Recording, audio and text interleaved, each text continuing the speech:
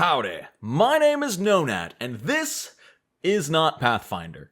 No, this is Call of Cthulhu 7th edition, which came out recently, and I'm making this video for two reasons. One, I want to see how you guys react to content from other TTRPGs. Maybe this flops, maybe you're super interested, let me know in the comments. Second, me and my friends are playing this in a few days, so I'm actually making this to send to them to make sure they're making their characters correctly.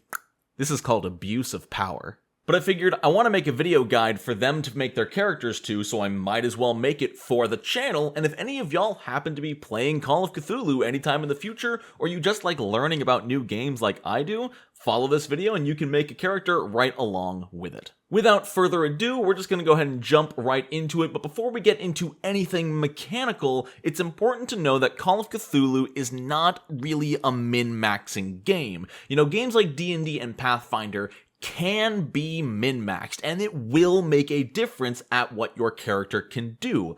In Call of Cthulhu, sure, you've got a ton of different skills and attributes, but at the end of the day, you're only human. Min-maxing an extra 5 points in your accounting skill is not going to save you from the tentacle monster in the closet. And even the game's character creation process embraces this anti-min-max mentality. You don't pick a class in Call of Cthulhu per se, but you do pick an occupation, what your character does for a living, and this is going to affect their skills. But you don't pick your occupation until you've rolled your stats, called characteristics in this game. And unlike Pathfinder, where you build these as you make choices, and unlike D&D, where you roll 6 values and then assign them, with Call of Cthulhu, each stat is rolled separately using a specific formula and then assigned. When you roll strength, you roll it and that is your strength. You don't get to roll it and then assign it somewhere. So if we want to generate our strength, we roll our 3d6. I got 3, 4, and 6, giving us a total of 13 times 5 is 65. We'll head over to our character sheet, put a 65 right in the strength, and you can see it also calculates a half and a fifth score. That's important for gameplay. We're not going to touch it here today. Constitution is done the same way. Dexterity and appearance also done the same way. Now, intelligence and education are done a little bit different. They're a little bit more forgiving. Because of how integral intelligence and education are in building out your character, you roll 2d6 and then add a guaranteed 6 to that before multiplying it by 5. This ensures that even if you roll 2 1s, you're getting at least 40 in your stat. So we take intelligence, we roll 2d6, we get a 7 plus 6 is 13, multiply by 5, and we get a 42? Wait, math. My brain shut down halfway through there. 65. Oh my god, 65. 7 times 5, 42. And actually your size is also done the same way, giving me 2 3s plus 6 is 12, times 5 is 60 for size. And then we do the same thing for education. 6, 12, 12 times 5 is 60. The final characteristic is power, which is done the same as the core ones, which is just 3d6 times 5. That's 10, so only 50.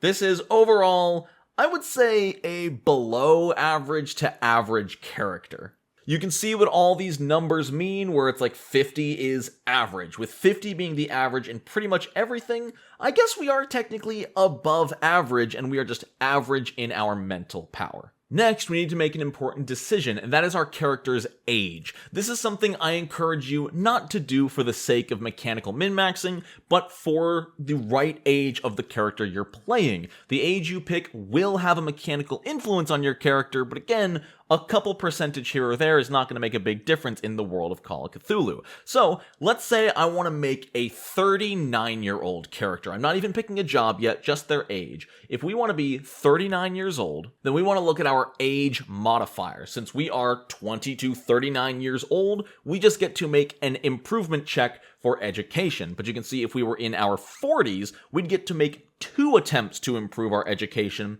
but we would lose 5 from the 3 physical characteristics as the brutal reality of age weighs down on us. Typically, the older you get, the wiser you get, but the more brittle you become. So, since we are 39, we just get to make an improvement check on our education. What is an improvement check? Well, you're getting a bonus lesson here. Improvement checks are simple. You roll a D100. If you roll above your skill, you succeed at improving. Most checks you need to roll below to succeed, but to improve at something, you need to roll above it. So we can see our education is 60, and I rolled a 45. So that is a failed improvement check, meaning my education does not go up. But let's pretend it did succeed, and I rolled higher than a 60. Afterwards, you would take 1d10, roll it, I rolled an 8, and you would add that 8 to your education score. If you are old enough to make multiple of these improvement checks, then every time you succeed, it gets harder and harder to succeed again. Next, let's get into some of the more complicated characteristics like hit points, magic points, and sanity. Hit points are pretty simple though. Size plus constitution divided by 10, round down. You can see that we have 60 in size plus 55 in constitution gives us 115, which divided by 10 rounded down gives us our 11 hit points. This PDF that I'm using auto-calculates some things like hit points, and I will leave a link in the description to this sheet by Chaosium. Both magic points and sanity are directly related to your power characteristic, representing the mental capabilities, like magically speaking, of your character. Magic points will always be 1/5 of your power, rounded down of course, so we have it easy. With 50 power, we just get 1/5 of that as 10 magic points, and sanity, even easier. Sanity is always going to start exactly equal to your power stat. And the final characteristic is luck, which is an interesting characteristic in its own right, but the calculation is the same as a lot of others. 3d6 times 5 gives us 35, because I rolled 2 1s and a 5. The final two characteristics to fill in are actually not even on screen right now. They're at the bottom of this first page, and we're looking at our move rating and our damage bonus. Now, as you can see, they've been automatically calculated for me through this character sheet, but I'll go over them anyway for your sake. Damage bonus adds your strength to your size, and you get a total number. Then you compare that number to this chart on screen. Depending on the result of the two added together, your damage bonus will be one of these 5 results, also determining your build. Since our strength and size added together is 125, we would land right just high enough to get that plus 1d4 damage bonus, which is, we are literally the cutoff point for that bonus. I just punched my desk. And movement rate is probably the weirdest characteristic. If strength and dexterity are both less than your size attribute, your movement is 7. If either of them are equal to or greater than your size, you get 8. And if both strength and dexterity are greater than your size, you get a movement of 9. But keep in mind, if you are in your 40s or higher, you do reduce your movement speed once again as the weight of aging bears down upon you. This is the kind of thing that technically by the rules this is how it goes, but if you're a construction worker in your 40s or 50s and you are living a healthy lifestyle, I think you could convince your GM to reduce or even negate the penalty to movement based on your argument for, hey, my character's in perfect shape and they're 50 years old, they shouldn't have a penalty to movement because they've been moving literally their whole life. But we can see that my dex and strength are both equal to or greater than my size, giving us a movement of 8. If my dexterity was 5 points higher, we would have a movement of 9, but because they are both not greater than size, it's only 8. And what that means is we can move 8 yards in a round. Basically, our movement speed is about 24 feet in terms of like D&D or Pathfinder. Now, with all of this in mind, you can pick your occupation. Being a very average human being at the age of 39, in the 1920s, I could do pretty much anything. We mentioned the Librarian, and with a 68 education as our highest stat, I think that makes a lot of sense. A Librarian fits very well into the Cthulhu mythos, and it's just a cool concept if things should hit the fan and the librarian needs to get involved, it could be cool to have someone on hand who has access and information on everything's book. Now that we know what our occupation is going to be, we need to look at the list of occupations in Chapter 4 of the Investigator Handbook and find the one that most accurately reflects what we are looking for. Lucky for me, Librarian is actually already in this book, so we can just scroll down and find the page about the librarian. So, scrolling down, we find the librarian entry on the list, and we can see we get education times 4 in occupational skill points. Since our education is 68, that means we get, 240 plus 32 is 272 points to disperse amongst our occupational skills. According to the librarian entry, this could be accounting, library use, other language, own language, or any 4 skills that are a specialization as long as it's related to the library. This means I could technically argue firearms could be an occupational skill because I read a lot of books on firearms. This is something your GM would definitely need to allow and okay, so you basically need to present your case and they need to approve it, but the librarian especially gives a lot of open-endedness because there's books on everything. Now, when dispensing your skill points, it's important to decide whether you want to go really, really good at a few things or okay at a lot of things. Remember, any and all skill checks will involve rolling less than your score on a D100. If I put 30 points into library use, that would be on top of the 20 base, giving me a 50 in library use. So I would need to roll lower than a 50 to succeed. If I really wanted to, I could put 70 of my points into library use, giving me a 90% success chance at library use. If I need to find a specific book, I have a 90% chance to succeed. But that's 70 of my only 200-something points. That's almost a third of my points into one skill. Use your best judgment. It's up to you whether you want to be amazing at 2 or 3 things or good at 7 or 8. Since we have 272 points to put in, just for ease of use, I'll put 60 points into 4 things.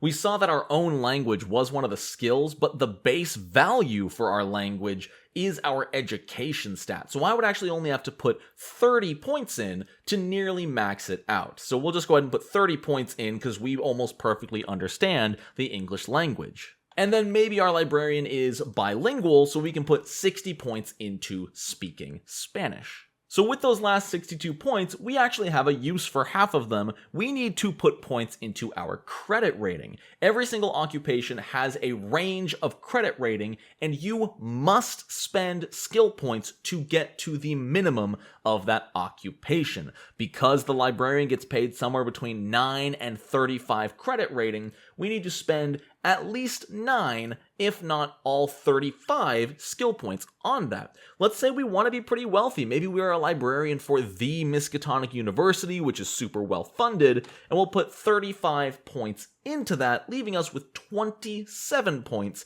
to put really anywhere else we want. We can put it into archaeology. And if some of these numbers look off to you, remember that I am adding my points onto the base value. Anything in parentheses here is the base value of a skill, and you add points on top of that. So even though I put 27 points into archaeology, everyone starts with 1 point, so we get a total of 28. Now, these are not the only skill points we get. If we look at personal interests, you also get skill points equal to double your intelligence score to spend on whatever you want, as these are your character's hobbies. So we get another 130 skill points to spend, and maybe our librarian rides horses in their spare time. Maybe they're out in the country in a Miskatonic library, and in their downtime, they own a horse because we have that max 35 credit rating. Maybe they have a horse and they ride it every day. So we can put 65 of those points into riding to give us 70. And then for the other 65 points, she's good at helping people find a book, convincing people to read a certain book, we can put the other 65 points into persuade. I guess that's not really as much of a hobby, but maybe she does enjoy talking to people, enjoys public speaking, giving events at the library. It's possible she just really loves her job, so her hobby is very closely related. Now, credit rating is important, but I don't want this video to go on too long, so I'm not going to touch on it. Just keep in mind that from 1 to 100, the higher your credit rating, the more wealthy you are, with 100 being the top 1% of wealth, and 0 being completely broke. The last thing listed here is almost purely for aesthetic and story fuel for your game master. These suggested contacts are the kind of people you might put into your important people section. Since we're a librarian and it suggests booksellers, community groups, or researchers, a significant person could be a nature studier. What are they called? Like a game warden or something could be a significant person in our life, or just a contact at one of the book publishing companies that gives books to our library. That's where you get as creative as you want. This doesn't have mechanical impact, it just helps you flesh out your character and potentially give you some roleplay toys to use in the middle of a session.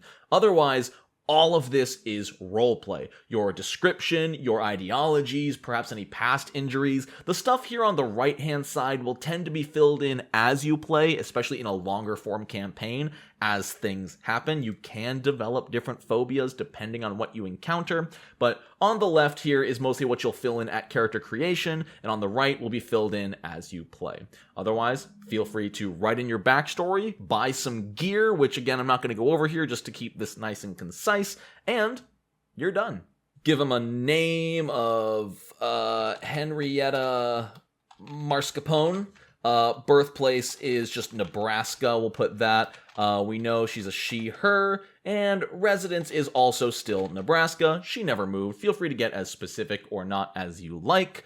And we're ready to play. You know, if something calls for a ride check because we're trying to get away, we know we can roll our D100. We roll 36, that's below 70. We succeed. We know if we're trying to psychoanalyze someone, we have no training in it, so we need to roll literally a 1 to succeed. And that's the game. Your character is good to go, and you're ready to play. If y'all want to see more stuff like this, especially character creation for different RPGs, let me know in the comments below, because I've been picking up a few of them lately, and character creation is some of my favorite aspects of the game, weirdly enough. I know I'm not alone here. People love making characters they'll never get to play, and I just picked up Traveler. And boy, if you thought this was confusing character creation, wait until you see Traveler. Let me tell you what. Thank you so much to my patrons for supporting me and everything I do. I hope y'all enjoyed this a lot. If you did, don't forget to leave a like on the video. And again, leave a comment telling me, do you want to see more different TTRPGs? Do you want to see more Call of Cthulhu? Do you want to see Traveler? Do you just like hearing me talk about random garbage that I spew into your face? You know I love to hear from you. I hope you all have a wonderful rest of your day. And until next time, no nat ones.